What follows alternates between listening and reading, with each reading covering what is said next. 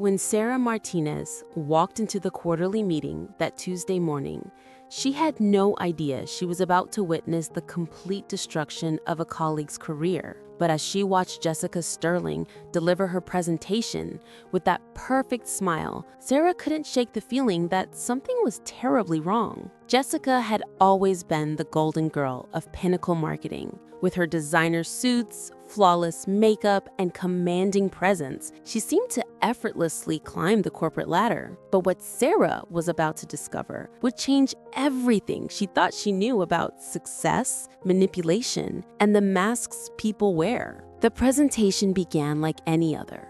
Jessica stood at the head of the conference room, her blonde hair perfectly styled, her voice confident and clear. She was presenting the Morrison campaign, a project that had consumed the entire creative team for months. As you can see from these metrics, Jessica said, clicking through slide after slide of impressive numbers, our innovative approach resulted in a 47% increase in brand engagement. The room murmured with approval, but Sarah noticed something odd. She recognized those graphics, those exact color schemes, those specific phrases. They belonged to Marcus Chen, the quiet designer who sat 3 cubicles down from her. Sarah's stomach dropped as she realized what was happening.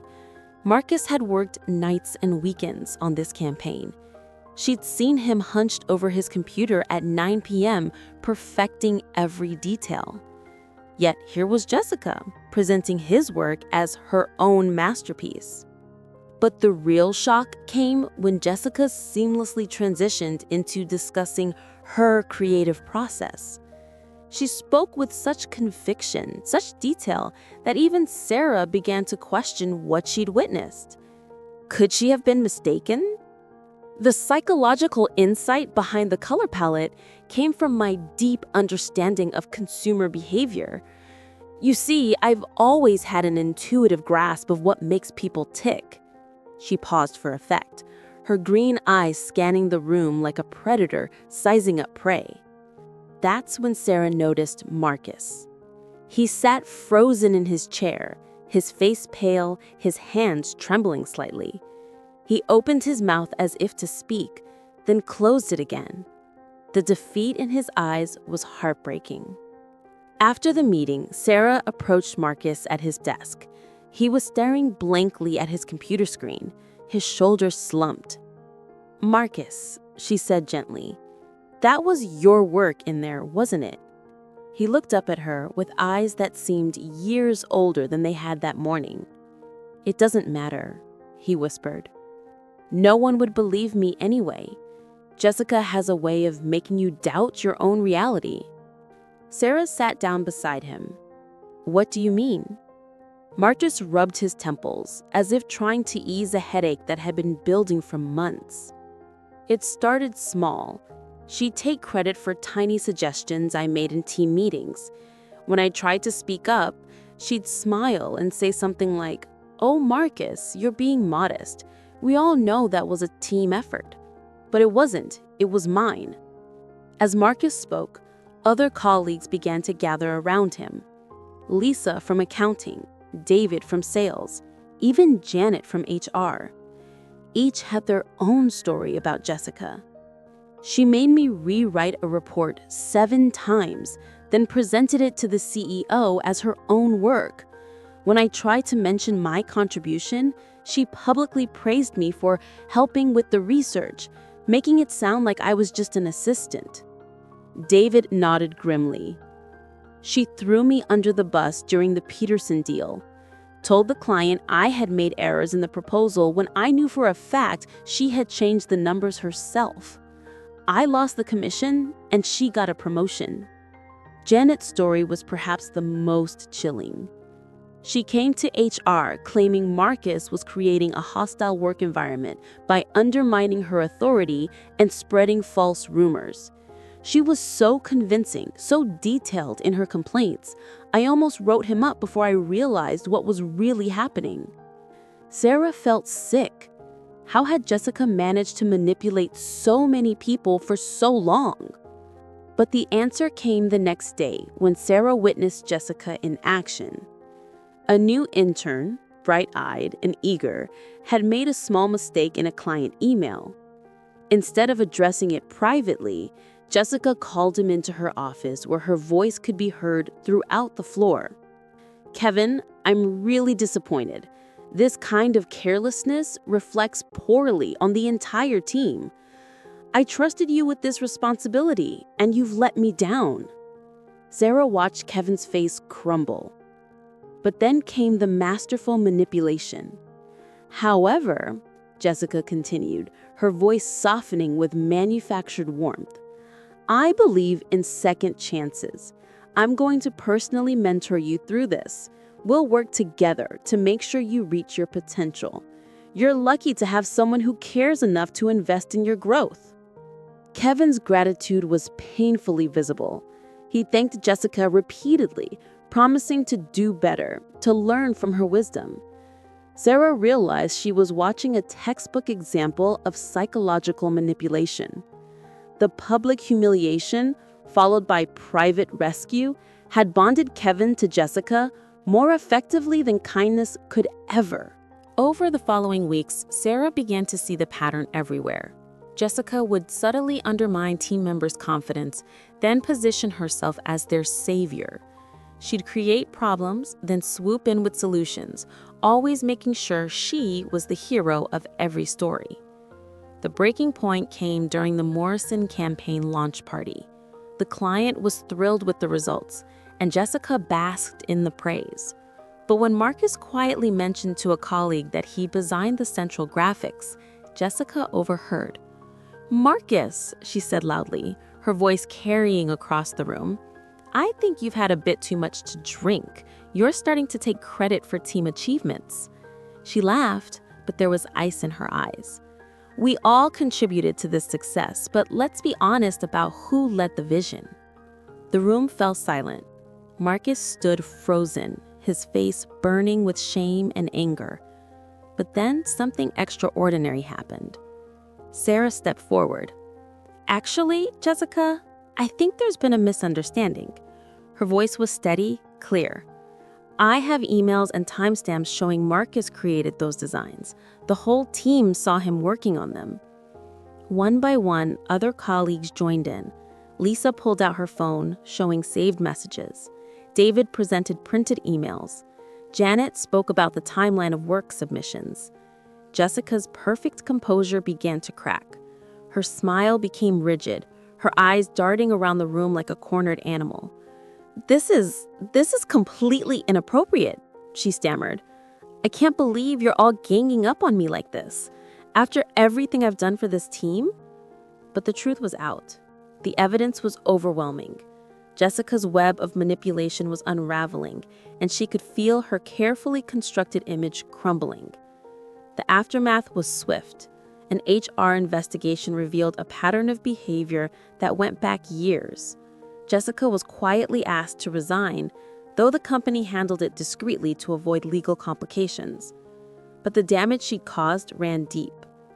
Marcus struggled with self-doubt for months, questioning his own perceptions and abilities. The other team members dealt with their own healing process, learning to trust their instincts again after being gaslighted for so long. That's when Sarah suggested they all seek help from Dr. Emily Carter, a therapist who specialized in workplace trauma and psychological abuse. Dr. Carter's office was warm and inviting, a stark contrast to the sterile corporate environment they'd all grown accustomed to. As the team members shared their experiences, Dr. Carter listened with the kind of focused attention that none of them had received in years.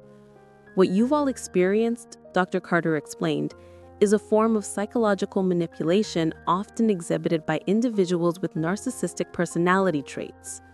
Jessica displayed what we call a grandiose sense of self-importance, a need for excessive admiration, and a lack of empathy for others. She helped them understand that narcissistic individuals often excel in corporate environments because they're skilled at impression management and political maneuvering. They can be charming and competent when it serves their purposes, which makes their manipulation particularly insidious. "The pattern you described," Dr. Carter continued, of creating problems, then offering solutions, of public criticism followed by private mentoring. These are classic manipulation tactics. They're designed to create dependency and loyalty while maintaining control.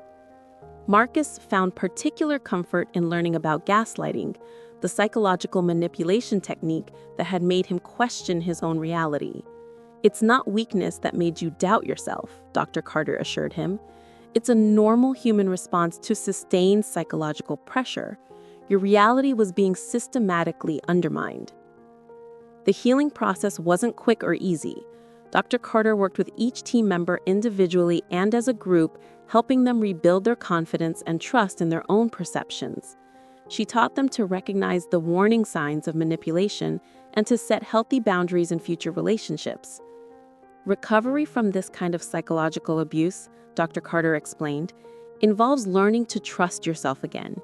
You need to reconnect with your own inner voice, the one that knew something was wrong, even when everyone else seemed to accept Jessica's version of reality. She also helped them process the complex emotions they felt. Many struggled with guilt, wondering why they hadn't spoken up sooner. Others dealt with anger, both at Jessica and at themselves for being manipulated. Narcissistic individuals are often very skilled at what they do. They've typically been perfecting these techniques their entire lives. It's not your fault that you were targeted, and it's not weakness that made you vulnerable. Months later, the team had found its rhythm again. Marcus regained his confidence and was promoted to creative director. The workplace culture improved dramatically without Jessica's toxic influence. Trust slowly returned to their daily interactions. But perhaps the most important lesson came from Dr. Carter's final group session. "The experience you've all shared," she said, "while traumatic, has also given you a valuable gift. You now have the knowledge and awareness to recognize these patterns in the future. You can protect yourselves and others from similar manipulation." Sarah often reflected on those words. The ordeal with Jessica had been painful, but it had also opened her eyes to the subtle ways people could be controlled and manipulated. She found herself more attuned to power dynamics, more willing to speak up when she witnessed unfair treatment. The story of Jessica Sterling became a cautionary tale within our industry, though it was shared quietly, with discretion. Other employees at other companies began recognizing similar patterns in their own workplaces. The ripple effect of speaking truth to power extended far beyond that single conference room where it all began. Dr. Carter continued to see clients dealing with similar situations, each story unique, but sharing common threads of manipulation, gaslighting, and psychological abuse. She often thought about the courage it had taken for Sarah to speak up that night at the launch party, how one person's willingness to challenge the narrative had freed an entire team. In her notes from that case, Dr. Carter wrote, "Recovery from narcissistic abuse requires rebuilding trust in one's own perceptions, learning to set boundaries, and understanding that the need for validation and connection that made one vulnerable to manipulation is not a weakness, but a fundamentally human trait. The goal is not to become cynical or closed off, but to develop discernment and self-advocacy skills while maintaining one's capacity for healthy relationships." The healing journey wasn't over. It never really is. But for Marcus, Sarah, and the others, the future held the promise of authentic connections, honest communication, and the hard-won wisdom that comes from surviving psychological manipulation and choosing to thrive despite it. Sometimes the most important victories happen not in boardrooms or corner offices, but in the quiet moments when someone finds the courage to trust their own reality again, to speak their truth, and to protect others from the golden masks that some people wear to hide their true intentions.